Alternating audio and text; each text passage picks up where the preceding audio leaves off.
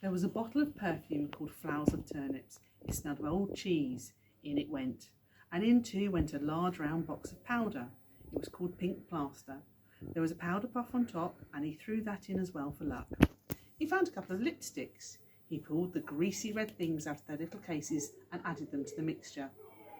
The bedroom had nothing more to offer, so George carried the enormous saucepan downstairs again and trotted into the laundry room where the shelves were full of all kinds of household items. The first one he took down was a large box of super white for automatic washing machines. Dirt, it said, would disappear like magic. George didn't know whether Grandmother was automatic or not, but she was certainly a dirty old woman.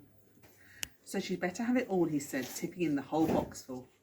Then there was a big tin of Waxwell floor polish. It removes filth and foul messes from and leaves everything shiny bright, it said.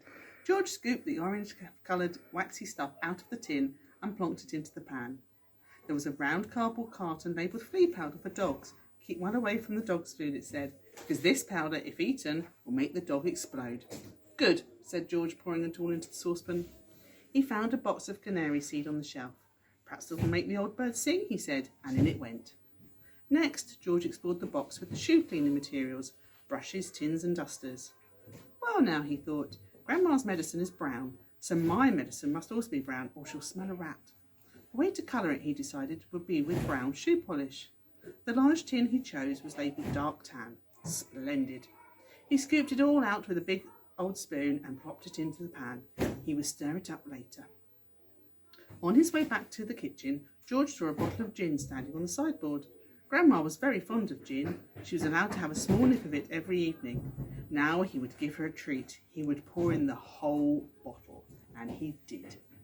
Back in the kitchen, George put the large saucepan on the table and went over to the cupboard that served as a larder. The shelves were bulging with bottles and jars of every sort. He chose the following and emptied them one by one into the saucepan.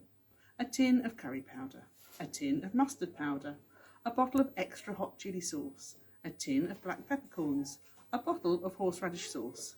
There, he said aloud, that should do it. George, came the screechy voice from the next room. Who are you talking to in there? What are you up to? Nothing, Grandma. Absolutely nothing, he called back. Is it time for my medicine yet? No, Grandma, not for about half an hour. Well, just so you don't forget. I won't, Grandma, George promised. I promise I won't.